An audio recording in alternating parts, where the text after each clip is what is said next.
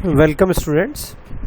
हम design of screw threads के बारे में लगातार पिछले 2 लेक्चर से बात कर रहे हैं। सबसे पहले लेक्चर में हमने बिल्कुल बेसिक्स के बारे में देखा। दूसरा हमारा जो लेक्चर स्क्रू थ्रेड्स के ऊपर था उसमें हमने स्ट्रेसेस के बारे में बात की। कौन कौन सी स्ट्रेसेस हमने वहाँ पर कंसिडर की। सबसे पहले due to screwing of forces, फिर वो सारी देखने के बाद हमने दूसरा पॉइंट जो कवर किया वहाँ पर वो कौन सा था, stresses due to external forces.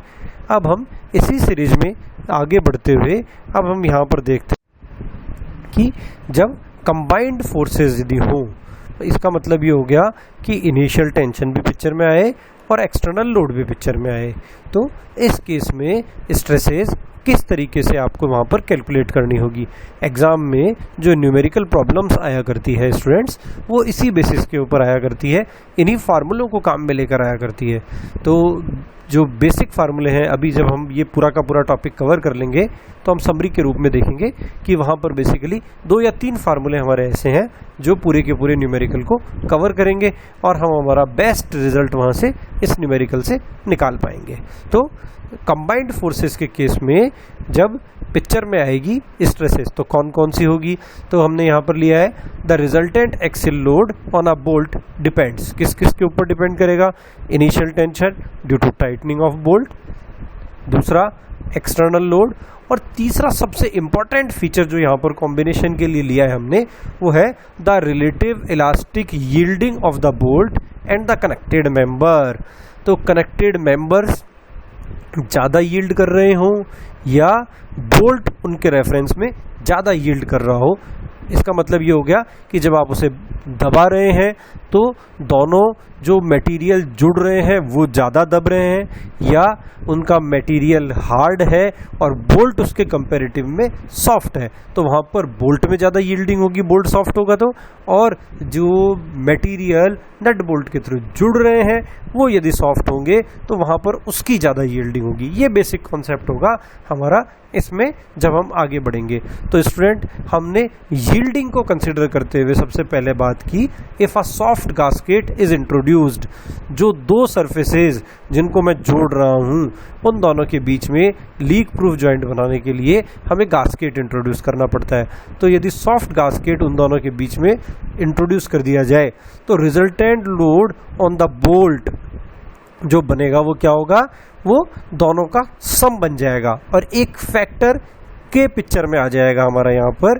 तो देखो स्टूडेंट्स, हमने लिखा है total load P is equal to PI plus KPE, और K की वैल्यू जो है वो है A/1 प्लस A। तो ये जो A है हमारा यहाँ पर, ये ratio of elasticity of connected parts to the elasticity of the bolt, तो ये हमारी वैल्यू है A की।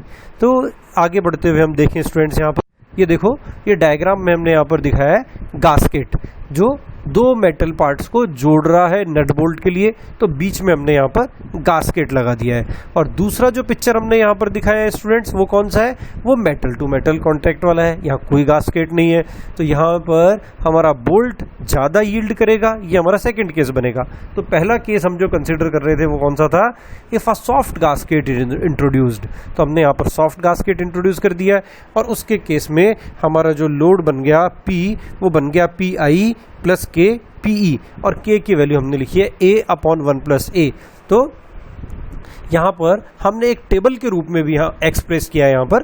तो मेटल टू मेटल कांटेक्ट हो तो K की वैल्यू 0 के आसपास होती है, और बिल्कुल ही सॉफ्ट पैकिंग हो वहाँ पर इस K की वैल्यू 1 के आसपास आ जाती है।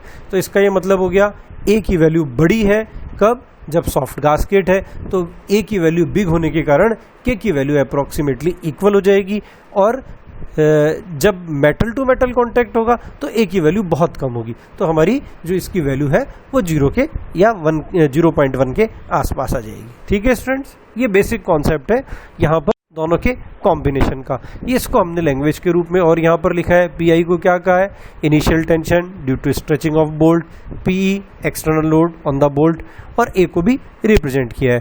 तो for soft gasket and large bolt the value of A is high and the value of K is taken as unity. Clear हो गया होगा स्टूडेंट्स? जो अभी हमने बात की वो पूरी की पूरी बात को यहाँ पर हमने लैंग्वेज के रूप में भी ट्रांसफर कर दिया है। ठीक है, आगे बढ़ते हुए हम देखें वो जो दूसरा सेकंड केस था उसको भी हमने यहाँ पर अब लिया है। If the bolt is very yielding as compared with the connecting members. अब कनेक्टिंग मेंबर्स आपके हार्ड है, यहाँ पर बोल्ट सॉफ्ट है, तो बोल्ट ज़्यादा यील्ड करेगा। तो रिजल्टेंट लोड कौन सा होगा? वो या तो इनिशियल होगा या एक्सटर्नल होगा, विच एवर इज ग्रेटर। दोनों लोड्स को आप अलग अलग कैलकुलेट करेंगे और दोनों में से जिसकी वैल्यू ज़्यादा होगी वो हमारे टोटल लोड के बराबर हो जाएगी। जो पहला केस है सॉफ्ट गैस्केट वाला, वहाँ पर तो दोनों जुड़कर आएगी, एक के फैक्टर और आ जाएगा।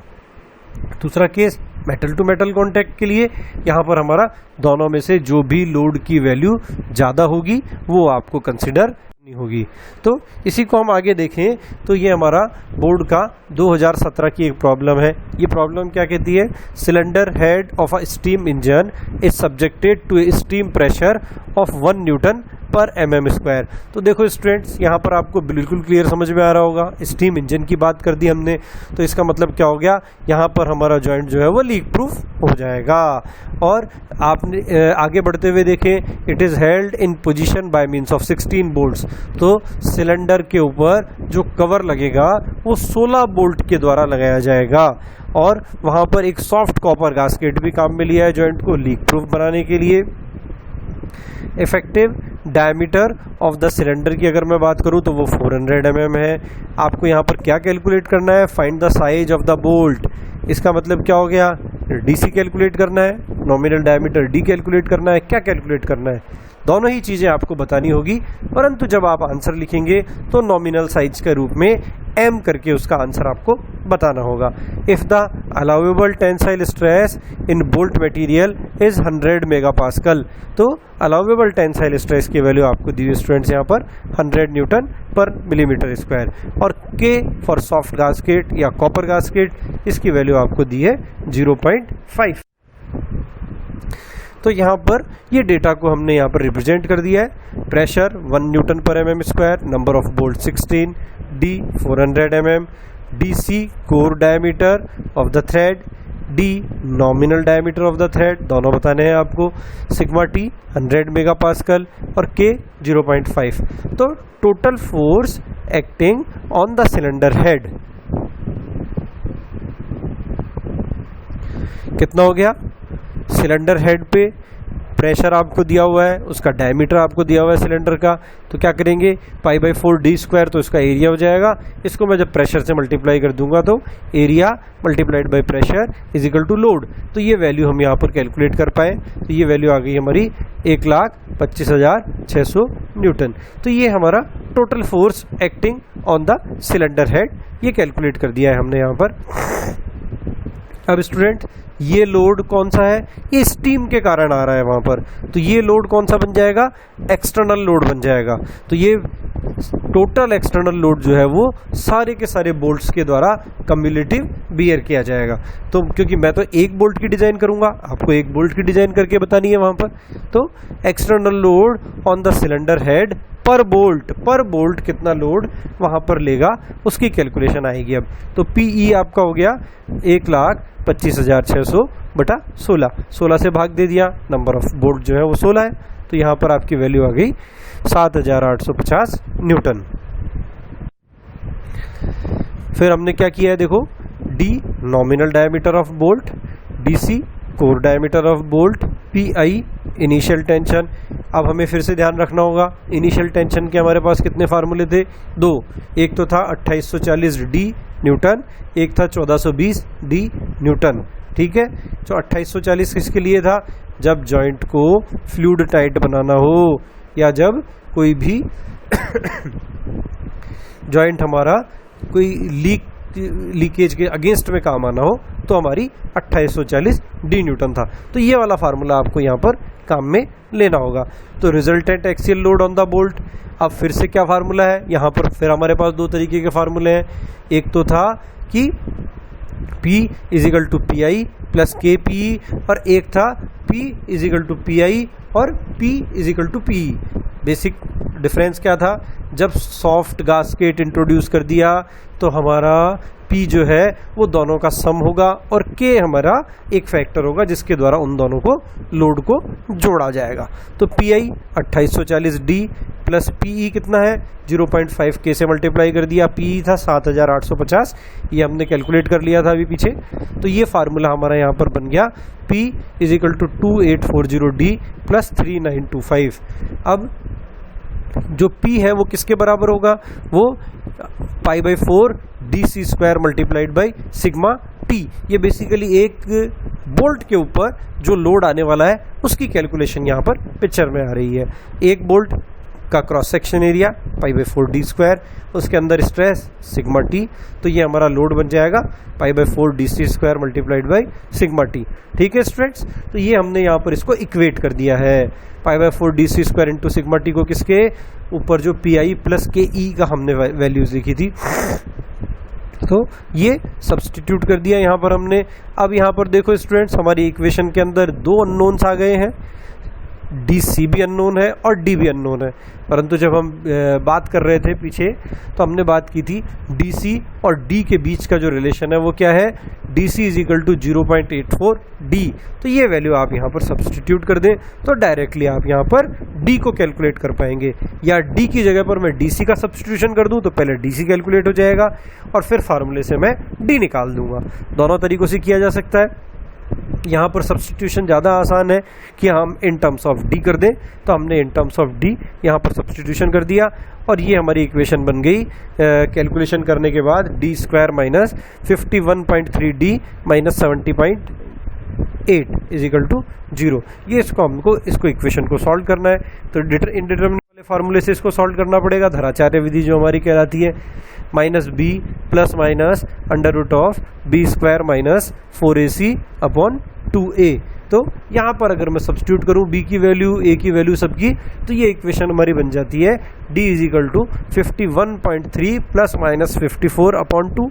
अब स्टूडेंट्स देखो यहाँ पर प्लस और माइनस दो साइन है, यदि मैं प्लस कंसिडर करूंगा तो वैल्यू प्लस में आएगी, यदि मैं बीच में माइनस कंसिडर कर लूंगा तो मेरा जो डायमीटर है वो माइनस में आ जाएगा, तो वो फिजिबल नहीं होगा। उस केस में आपको क्या करना पड़ेगा, हमने यहाँ पर मेंशन भी किया टेकिंग पॉजिटिव साइन ओनली। हमने पॉजिटिव साइन को कंसिडर किया और इन दोनों का एवरेज निकाला, तो ये एवरेज आ गई 52.65 mm। अब इसकी राउंडिंग हम करते 53 में तो हमारा ऑड नंबर हो जाता, हमने इवन नंबर में करने के लिए इसको राउंडेड 54 mm कह दिया है और बोल्ट साइज को बताया है M54। ठीक है स्टूडेंट, इस तरीके से इस न्यूमेरिकल को आप सॉल्व कर सकते हैं और एग्जाम में भी इसी तरीके के न्यूमेरिकल्स आया करते हैं। तो जब इस तरीके के न्यूमेरिकल हो, और दूसरा तरीका इसमें क्या होता है कि आपको वो बोल्ट की साइज बता देता है और आपको कहता है कि नंबर ऑफ बोल्ट की कैलकुलेशन बताएं, तो बिल्कुल सेम उसी तरीके से करनी पड़ेगी जिस तरीके से हमने इसे फॉलो किया है। वहाँ पर शुरुआत में हमने नंबर ऑफ बोल्ट से डिवाइड कर दिया था, तो वहाँ पर n आ जाएगा, बाकी D और DC आपको नोन होंगे, तो in terms of n unknown parameter n रह जाएगा हमारा और हम n के रूप में बाकी पूरी की पूरी कैलकुलेशंस को आगे बढ़ा पाएंगे।